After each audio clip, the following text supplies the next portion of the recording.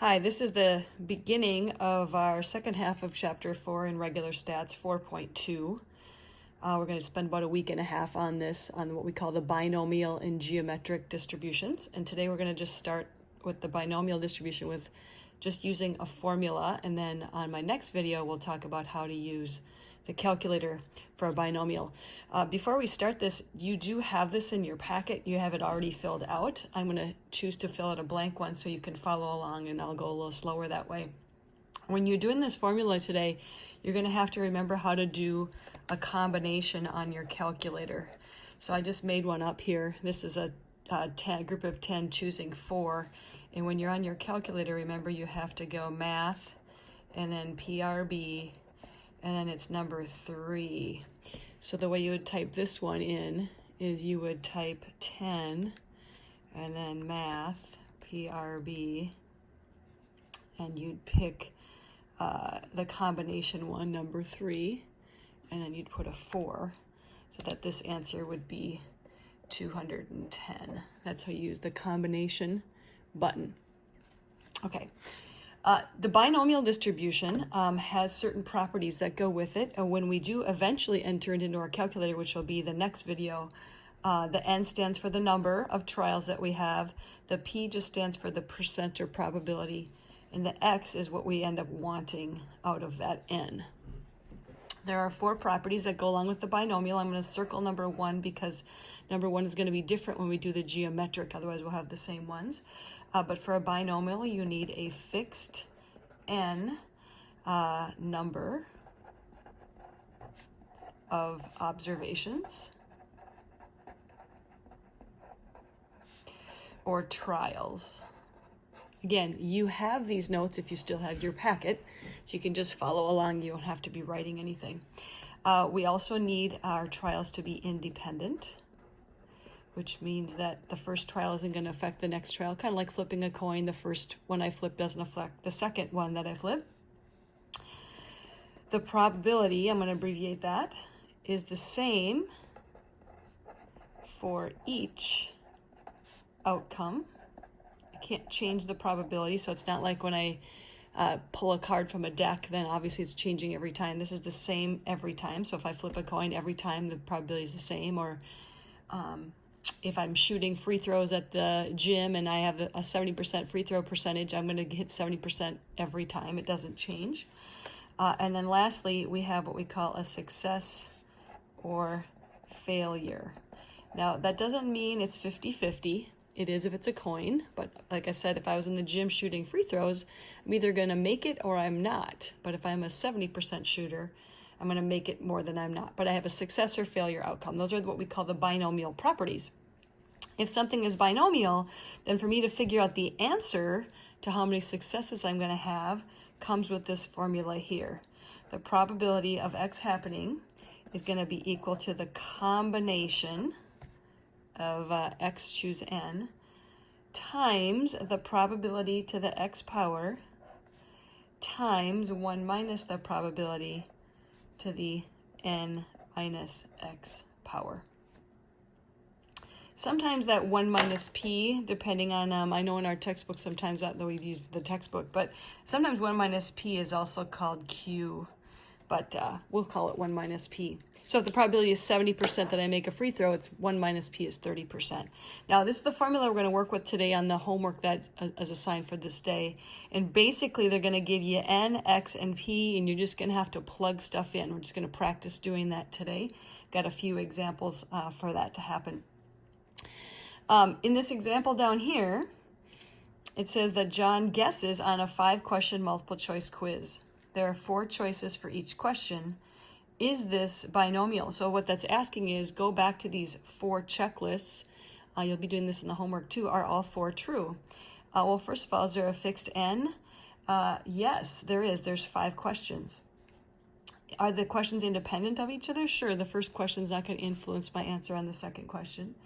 Is the probability the same for each outcome? It is. There's a chance if I'm going to guess, and there's 4 choices, that probability is a 25% chance I'm going to guess it right every single time. And finally, is there success or failure? Yes, I get it right or wrong. So the answer is yes, this is binomial, just by looking at it.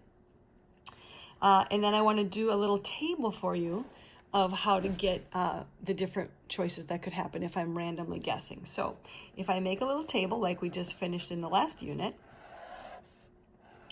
I could get 0 correct, 1 correct, 2 correct, all the way up to 5 out of 5, which is going to be pretty unusual if I'm guessing to get 5 correct. So to figure out this probability, I'm going to be using the formula. So to find this, I'm going to be using that. So for this first one, X is going to be 0. P, the probability, is going to be 0.25, because if I'm randomly guessing on 4 questions, that's a chance I'm going to get it right. And N is 5 questions.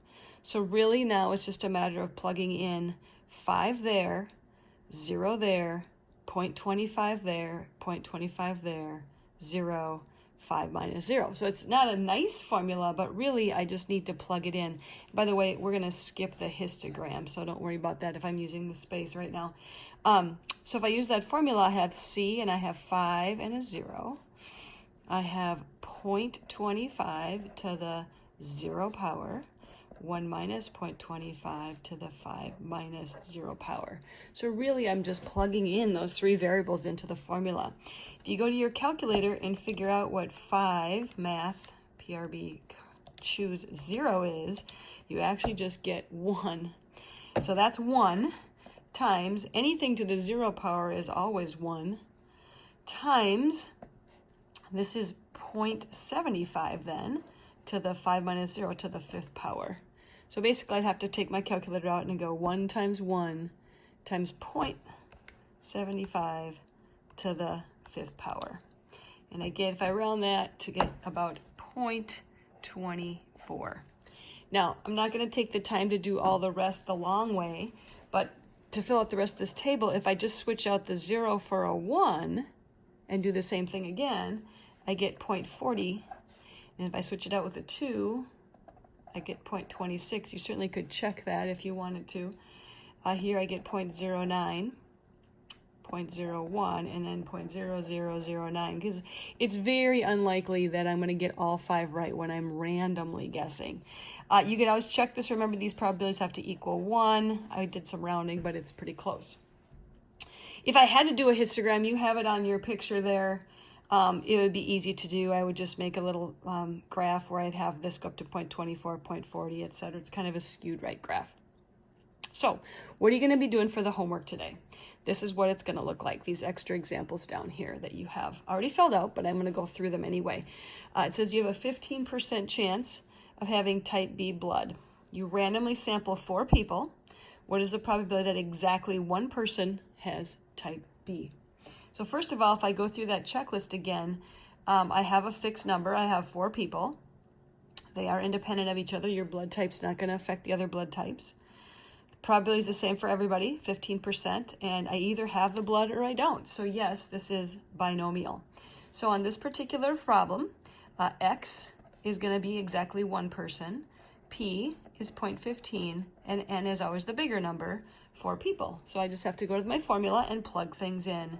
I have an N there for 4, and X as 1, 0.15 to the X power, so that's to the 1 power, 1 minus 0.15 to the 4 minus 1 power. So when I figure that out, I go 4, choose 1 and get that answer. 0.15 to the first power is still 0.15. And then this is 0.85 to the 3rd power.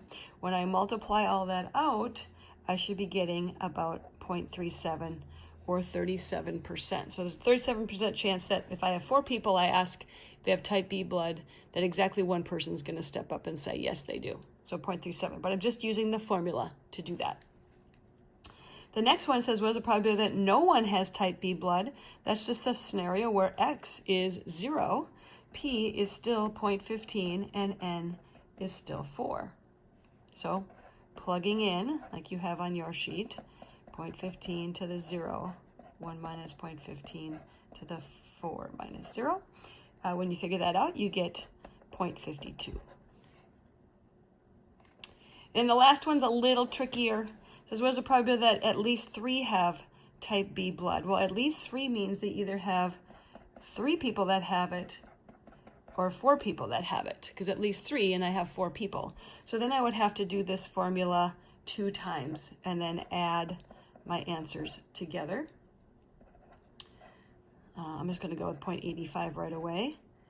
And then this is 4 minus 3, which is 1.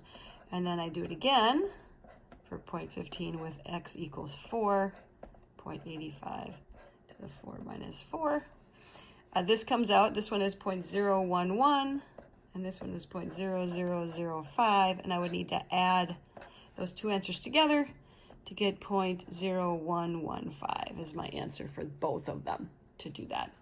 So that's where we're going to stop today. In your homework, you're going to have a couple problems that you should be able to follow just like these examples. This is what the homework for this day looks like. Ignore what's up there. I've got the formula written again for you, and I have a couple of problems. I think I have 2 of them to do here on this side. And then on this side, you actually might want to start with this first. You're just supposed to read through, kind of do the checklist, yes or no, and then figure out what N, P, and then 1 minus P is. They say Q, but we'll say 1 minus P. And that's really all you need to do with this one. I can see right now that 0.80 is definitely going to be my P, and 1 minus P is going to be 0.20. And in this problem, I can't remember, see the N right now. 5, N is 5, right there, 5 babies. So you're gonna fill that in. You can find the answer key to this homework on that link that I had sent you previous under my webpage under forms at the very bottom. So we'll stop there with the binomial distribution formula for today.